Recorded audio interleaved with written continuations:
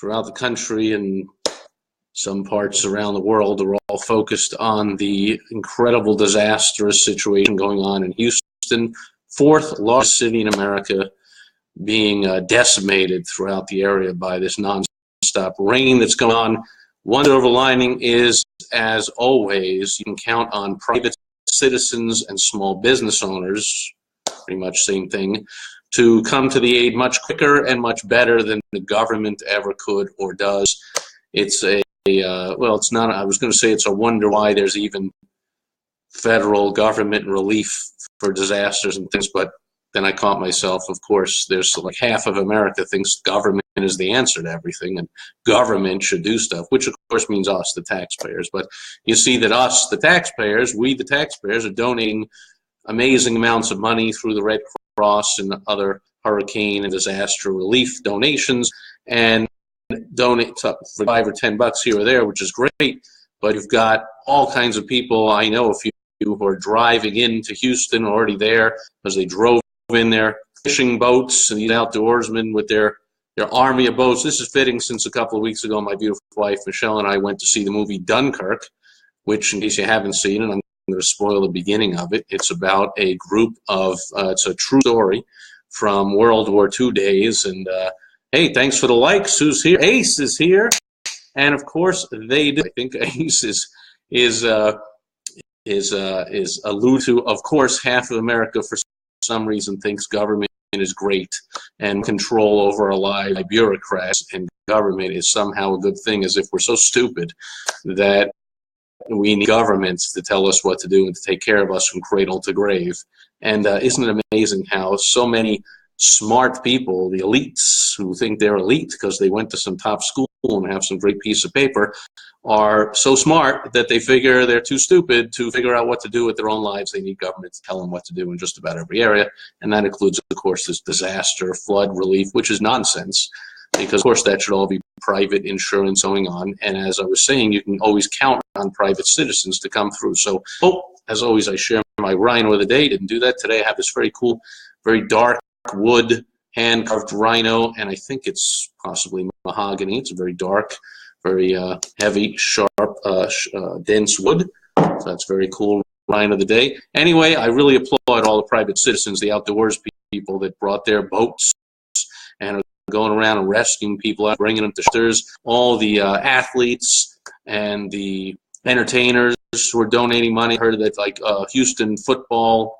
player from the NFL, J.J. Watt, raised over $1 million already, and it's probably more by now. And a Hollywood actor, Kevin Hart.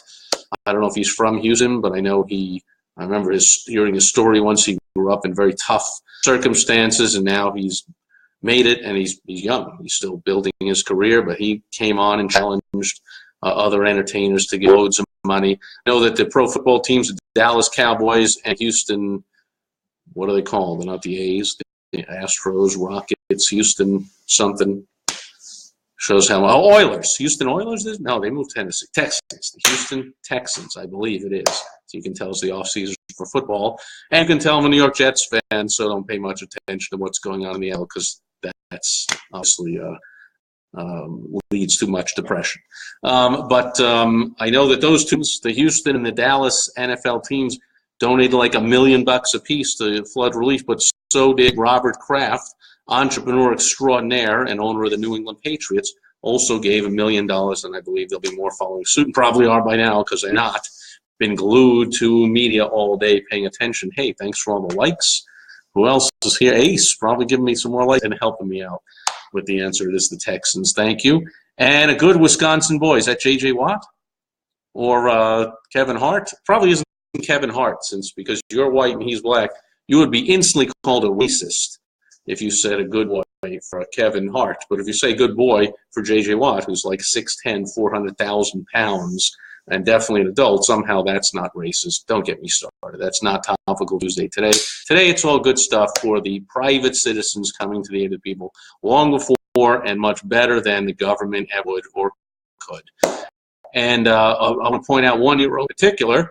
It is, and you might have heard me talk about him before, follow me, Mattress Mac, Jim McIngvale, who has 2 gallery furniture stores in Houston, while just about every other business is closed up in Houston. He opened the doors and said, come on in. I got all this brand new furniture in here. So come on in. And he accepted 400 people, kids, families, adults, kids, 400 people coming into his stores, sleep on my brand new mattresses, hang on my furniture, sofas, chairs, do whatever you want. And he's providing breakfast, lunch, and dinner and feeding them all out of the goodness of his heart. So once again, there's a successful entrepreneur giving to the community, because that's what entrepreneurs do. Be successful, and hopefully you are watching this. You wake up every day and you say, how can I help the people in my marketplace? How can I provide value to people? Because in return, we believe we get some back. And so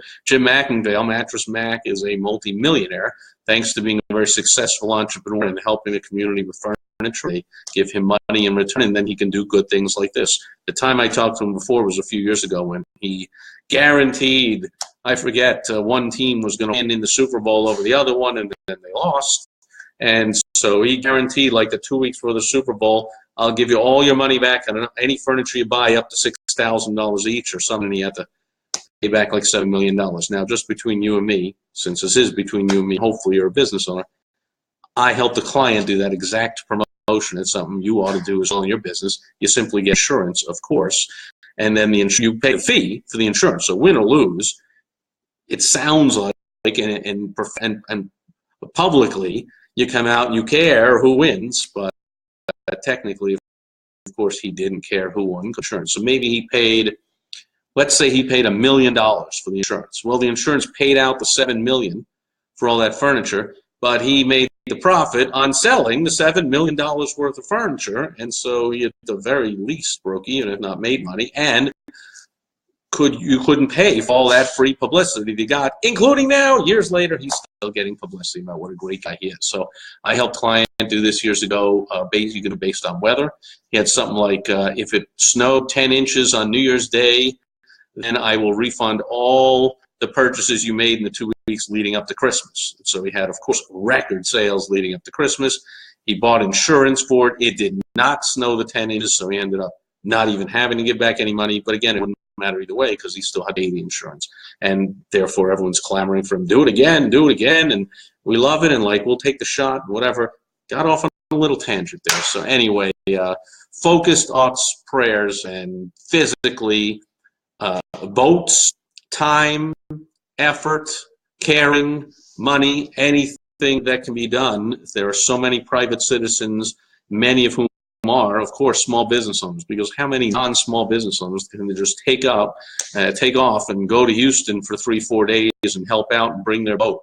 I mean, not a lot of 9-to-5 workers likely are doing that, although hopefully many are, but many more business owners. And then as the water subsides over the next few days or week or whenever it starts to go away, there's going to be a heck of a lot of cleanup and rebuilding to be done, isn't it? And who do you think is going to do all that? That, again, is going to be small business owners, entrepreneurs, enterprising people. You know, take the risk of going into a crazy, unsettled area and do work that desperately needs to be done. And, of course, they're going to get paid for it, because that's the way fair exchange works. But first, they're going to go in and offer. They could stay in wherever towns they live in all over the country, but I have an idea, as has happened in the past with other natural disasters, that small business owners, contractors from all over the country will go into that area to do work to rebuild the area. So we celebrate them in advance. And that's it for Topical Tuesday.